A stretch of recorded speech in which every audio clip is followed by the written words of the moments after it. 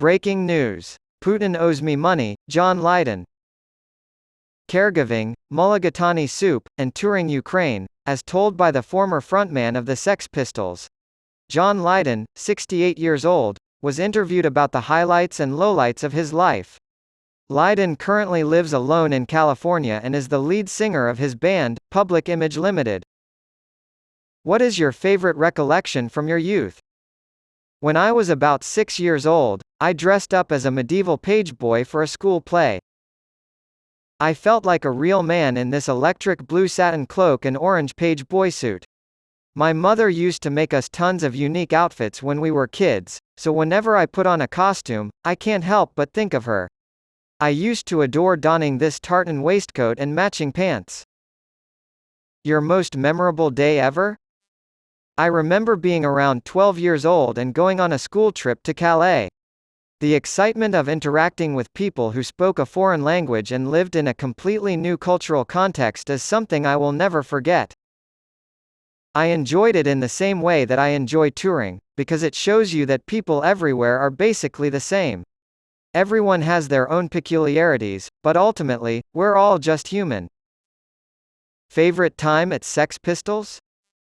That incredibly chaotic first dress rehearsal.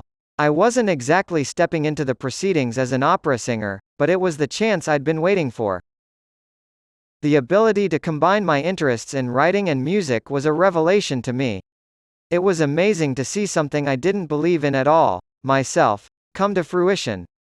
I simply enjoyed the thrill of creating something, which was ultimately destroyed by clowns.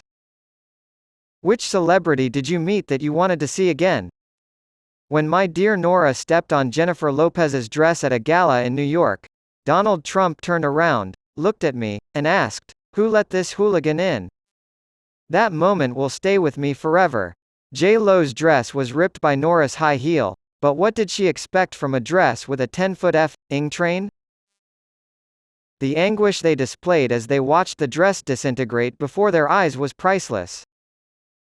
The boldest statement in style? When I first walked out of the venue after my Pistols screen on the Green performance, I was wearing a wedding dress, a green wig, and condoms. At first I was optimistic, thinking, this will get everyone buzzing, but then I realized that nobody even noticed.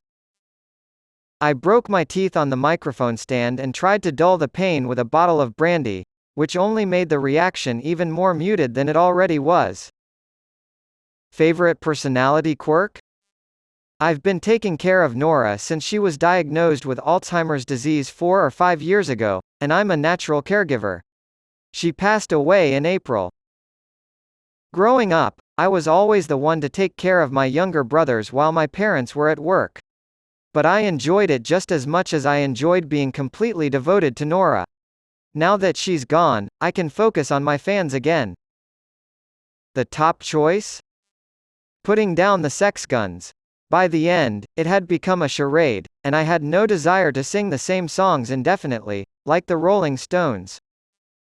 In 1987, rock star Johnny Rotten and his wife Nora landed at London's Heathrow Airport.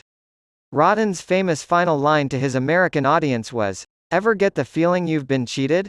I knew they would side with me, and they did. And placed the blame on me. But it was necessary to do so. There was no choice but to leave. Never one to rest on my laurels. Here I come."